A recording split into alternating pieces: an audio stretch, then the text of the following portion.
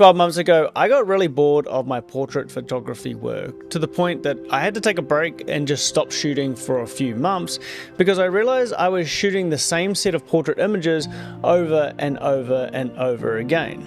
And to be fair, these images aren't bad at all. They are well composed, I've shaped the light in a flattering way with creative posing and expression. But as I emerged from this creative rut, I realized boring portraits don't come from bad technique, they come from no direction.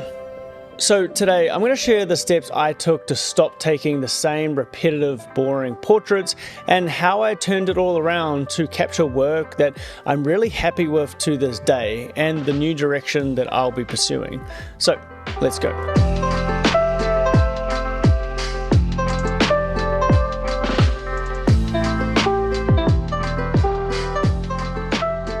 Long-term creative partner Lumina Neo is sponsoring today's video. Even though I am a well-paid and experienced photographer, just like you guys watching today, I'm still learning and improving every single day. So today I'll be sharing what excelled my portraits recently, but if you have some extra experience or some additional comments, definitely drop them in the comment section down below. And to start, when majority of photographers want to take better portrait images, they immediately think, I need better gear, I need different lenses, I need a better model, I need better locations or an expensive studio, etc, etc. The list goes on. So what I'm going to tell you today is that you can actually throw all of that toxic thinking right out the window, and what you need to do is change your approach and your thought process, because an elite photographer can absolutely shoot fantastic and meaningful portrait images with a family friend, a basic location and limited gear. So with that said, my first point is to shoot with intent.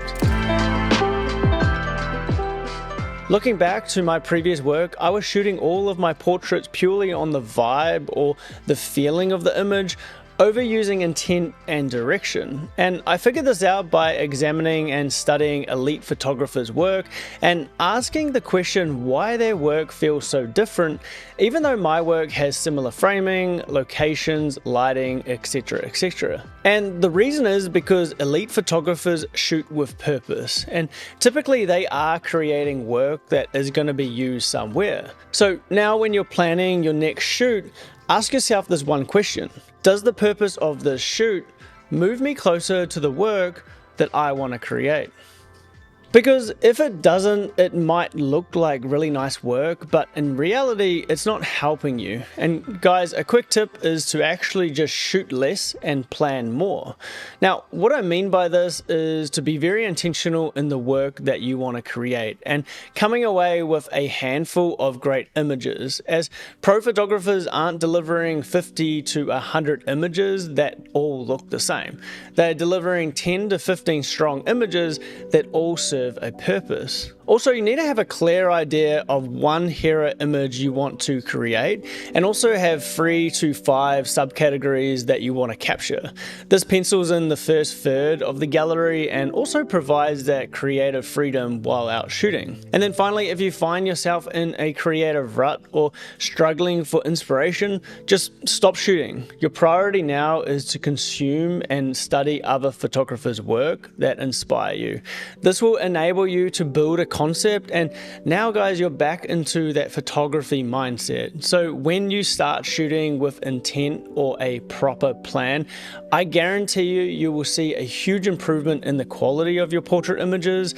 But how do we create visually pleasing and creative portraits when we're not just shooting off the vibes? Well, you really have to experiment with shooting outside your style.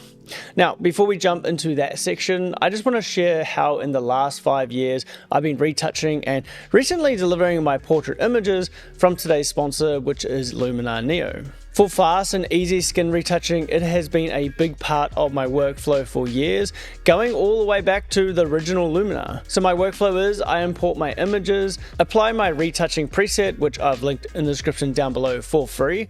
This preset subtly softens the skin texture and uses AI to remove the skin defects and also remove that oily shine. And then I will actually come in and quickly manually dodge and burn to shape the face slightly. And Lumina Neo is super fast fast, it looks natural, and it just saves a huge amount of time when you're working through a portrait set. The new feature I've been using a lot is called Spaces. Instead of exporting and sending files through Google Drive or WeTransfer, I can create a space within Luminar Neo and send the images directly to models, clients, or agencies.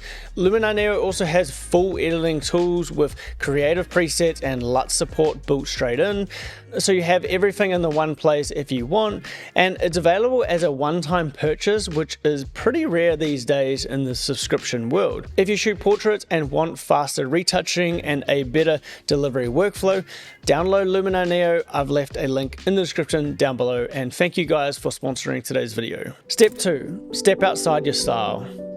Now, to be clear, I'm not going to sit here and tell you to abandon your style in photography, as that's you, and that's what makes your work unique and ultimately stands out to express your brand.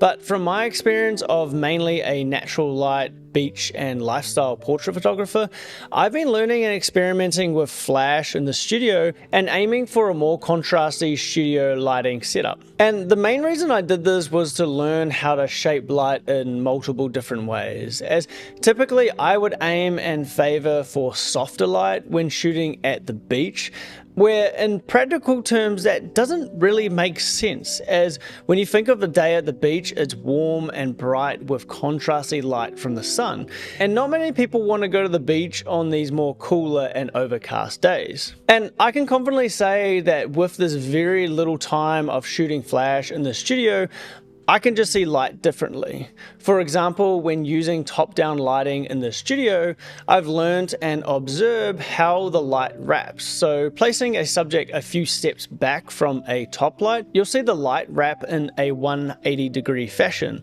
And this removes all of the shadows underneath the eyes and has this unique lighting that really does shape the face. Now, using what I've learned from flash photography at the beach, I obviously can't move the sun, but I can move the subject to get a similar effect.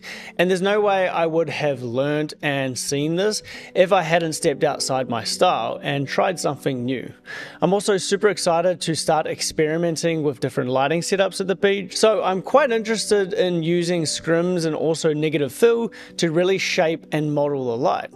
And finally, this has not only added a bunch of different images to my portfolio to demonstrate the type of photography I'm capable of, but has actually opened a whole new genre in portrait photography that I'm really enjoying and I'm interested in pursuing more. So while stepping outside of your style can seem counterintuitive, learning and practicing different styles is a critical step to improve your portrait photography. Step 3, shift your focus. You need to shift your focus to create depth within your images to make it visually pleasing, rather than just relying on a shallow depth of field to isolate your subject. And to back this statement, here is a couple of photos from some praised professional photographers, and just ask yourself, where is my eye gravitating or focusing on within this image? So my point is, the viewer is never going to get told where to look. They self-consciously choose. And guys, if you're focusing all your images on the model's eye, well, that gets repetitive, and repetitiveness equals boring. And what I mean by this is that you need to shift your focus on creating depth, and there's a few ways that we can do that. First, practice closing down your aperture to f5.6.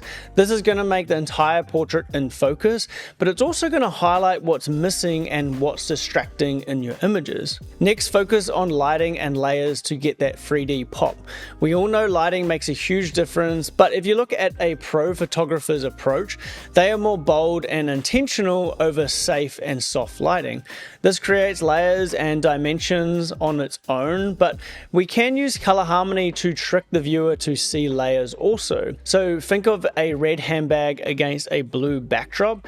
That creates depth through contrast. So please guys, don't be afraid of shooting at higher apertures, as this will expose your weakness within your portraits, and learn how to fix this by using alternative methods to add depth. Alright guys, I don't want to make this video too long, and I still have a few tips that I want to talk about, so let's do a rapid fire of my top 5 portrait photography tips that you guys can use today.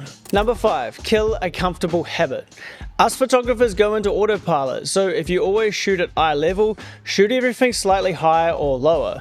If you always shoot in natural light, force yourself to shape that light. Or if you just shoot on a 50mm, opt for a wider or a longer lens. So guys, my main point is, if you keep using the same tools the same way, you keep making the same photos. Number 4, stop overshooting the same frame.